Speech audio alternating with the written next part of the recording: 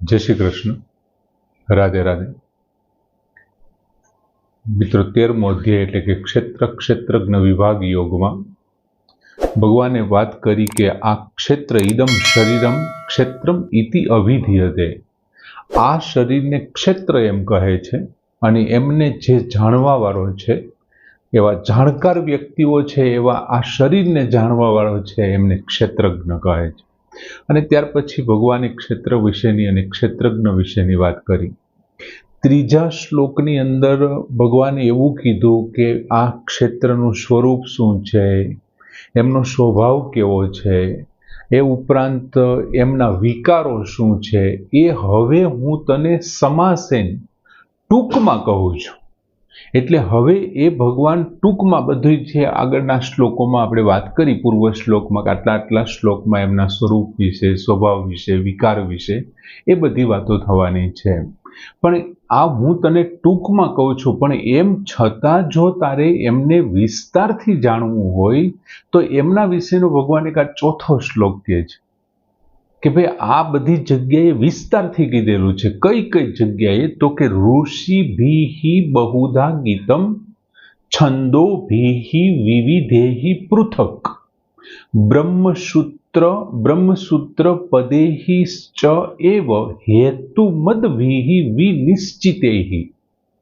ભગવાન વાત કરે છે કે ઋષિભિઃ બહુધા ગીતમ, ઋષિઓ વડે, ઋષિઓ દ્વારા, બહુધા ગીતમ બહુ વિસ્તારથી, અનેક પ્રકારે, ગીતમ એટલે ગવાયું છે, કહેવાયું છે, ઋષિઓ દ્વારા અનેક રીતે ગવાયું છે, બહુધા બહુ વિસ્તારથી કહેવાયું છે।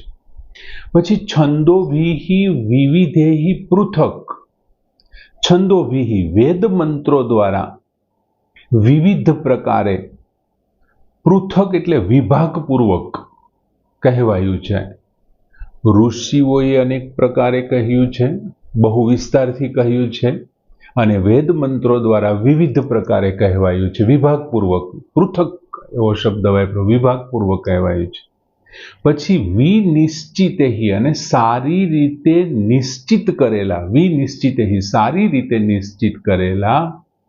પછી હેતુમદ્ભિઃ યુક્તિપૂર્વકના, બ્રહ્મસૂત્ર પદેઃશ્ચ એવ બ્રહ્મસૂત્રના પદો દ્વારા પણ, એ શબ્દ આપણે લઈ લઈએ, ગીતમ એટલે કહેવાયું છે, સારી રીતે નિશ્ચિત કરેલા બ્રહ્મસૂત્રના, યુક્તિપૂર્વકના બ્રહ્મસૂત્રના પદો વડે કહેવાયું છે। હવે પહેલા ભગવાન એમ કહે છે, આગળના પૂર્વ શ્લોકમાં ભગવાને કીધું સમાસેન, હું તને આ બધું ટૂંકમાં કહું છું, તે તું સાવધાન થઈને સાંભળે।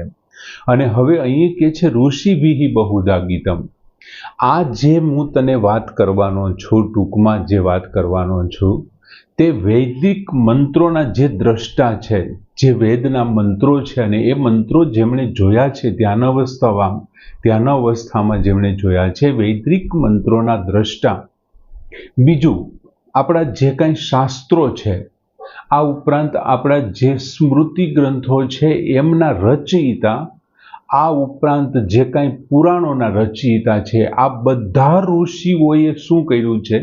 તો કે બધા ઋષિઓએ પોતાના શાસ્ત્રોની અંદર, સ્મૃતિઓની અંદર, પુરાણોની અંદર કે પછી વેદની અંદર, આ બધા ઋષિઓએ જડ એટલે શું, ચેતન એટલે શું, એટલે કે જડ ચેતન એટલે કે પ્રકૃતિ અને પુરુષ, આ ઉપરાંત સત અસત, આ ઉપરાંત શરીર શરીરી, એ ઉપરાંત દેહ દેહી, આ ઉપરાંત નિત્ય અનિત્ય, આવા કેટલા બધા શબ્દોથી આ ક્ષેત્રજ્ઞનું વર્ણન કર્યું છે। સ્મૃતિ લખવાવાળા, શાસ્ત્રો લખવાવાળા, પુરાણો લખવાવાળા, ઉપનિષદો અને વેદોના મંત્રોના જે દ્રષ્ટા છે, એ બધાએ આવા નોખા શબ્દોથી, જડ ચેતન, સત અસત, શરીર શરીરી કે પછી દેહ દેહી, નિત્ય અનિત્ય વગેરે શબ્દોથી આ હું તને જે ક્ષેત્રજ્ઞ સમજાવું છું ને, તો મેં જેને ક્ષેત્ર કીધું છે એ અમુક ઋષિઓ એને જડ કીધું છે, હું જેને ક્ષેત્રજ્ઞ કહું છું અમુકે એને ચેતન કીધું છે, હું જેને ક્ષેત્ર કહું છું એમાં અમુકે એમને અસત કીધું છે, હું જેને ક્ષેત્રજ્ઞ કહું છું અમુકે એને સત કીધું છે। હું જેને ક્ષેત્ર કહું છું, ઈદમ શરીરમ ક્ષેત્રમિતિ અભિયતે, તો ત્યાં પણ ઋષિઓએ શરીર શરીરીની વાત કરી છે, દેહ દેહીની વાત કરી છે, નિત્ય અનિત્યની વાત કરી છે. આવું પુષ્કળ પ્રમાણમાં વર્ણન કર્યું છે, ખૂબ ગાયું છે. પછી ભગવાન કહે છે છંદો વિહિ વિવિધેહિ પૃથક, એટલે અહીં વિવિધેહિ શબ્દ આપેલો છે. આ વિશેષણ સાથે છંદો વિહિ શબ્દ છે. હવે વિવિધેહિ છંદો વિહિ, વિવિધ છંદો, 4 વેદોની આપણે વાત કરીએ, એમની સાથે વિવિધેહિ શબ્દ મૂકીએ વિશેષણને, તો 4 વેદ ઉપરાંત જે કાંઈ એમની સંહિતાઓ છે, શતપથ બ્રાહ્મણ પછી ઋગ્વેદની સંહિતા છે, અરણ્યકો છે, બ્રાહ્મણ ગ્રંથો છે, આમ વિવિધ પ્રકારની જે કાંઈ શતપથ બ્રાહ્મણ, ઐતરીય સંહિતા, શતપથ બ્રાહ્મણ સંહિતા, આ બધી વિવિધ પ્રકારની સંહિતાઓ, અરણ્યક ગ્રંથો, બ્રાહ્મણ ગ્રંથો, આ બધાની અંદર આની અંતર્ગત, એમની અંતર્ગત જે જ્ઞાન આવે છે તે વિવિધ પ્રકારના ઉપનિષદો, અને એમની ઉપનિષદો ઉપરાંત જે કાંઈ ભિન્ન ભિન્ન શાખાઓ છે, એ બધી ભિન્ન શાખાઓના સમજથી આ બધા લોકોએ પોતપોતાની સમજથી ક્ષેત્ર અને ક્ષેત્રજ્ઞનું વર્ણન કરવામાં આવ્યું છે. એમણે પણ પુષ્કળ વર્ણન કર્યું છે. નોખા નોખા ઋષિઓએ પોતાના શાસ્ત્રોમાં કર્યું છે. આ ઉપરાંત 4 વેદ, ઉપનિષદ, બ્રાહ્મણ ગ્રંથો, અરણ્યકો, એમની સંહિતાઓ, આ બધાની અંદર પણ વિવિધ વર્ણન છે. પછી વાત કરે છે કે વિનિશ્ચિતેહિ હેતુ મદભિહિ બ્રહ્મસૂત્ર પદેહિશ્ચ. હવે બ્રહ્મસૂત્ર એટલે બ્રહ્મસૂત્ર છે એ ખરેખર શું જ્ઞાન આપે છે, તો કે ખરેખર એ ઈશ્વરને સમજાવવા માટેનો જ પ્રયત્ન કરે છે. બ્રહ્મસૂત્ર ઉપર ભગવાન શંકરાચાર્યએ જે વ્યાખ્યાન આપ્યું, એમણે જે એમની ટીકાઓ લખી, બ્રહ્મસૂત્ર શાંકર ભાષ્ય તરીકે જે પ્રખ્યાત છે, તે એમાં છે શું, વિવિધ પ્રકારની યુક્તિઓ, એટલે કે હેતુબદ્ધ વિહિ, અને વિવિધ પ્રકારની યુક્તિઓ કરી અને એમને સુનિશ્ચિત કર્યા છે. બ્રહ્મસૂત્રોને સુનિશ્ચિત, દાખલા તરીકે કોઈ એમ કહે છે કે ભાઈ આ કેમ દેખાતો કેમ નથી, તો પછી એમનું અસ્તિત્વ કેવી રીતે હોય, તો પછી બ્રહ્મસૂત્રોમાં વિવિધ યુક્તિઓ દ્વારા સાબિત કર્યું છે કે ભાઈ દેખાતું ન હોય છતાં એમનું અસ્તિત્વ હોય. દૂધની અંદર દહીં નથી દેખાતું, દૂધની અંદર ઘી નથી દેખાતું, છતાં દૂધમાં ઘી છે કે નહીં, તો કે આ છે. તો બસ એ જ પ્રમાણે આ સંસારમાં એવી રીતે રહેલો છે.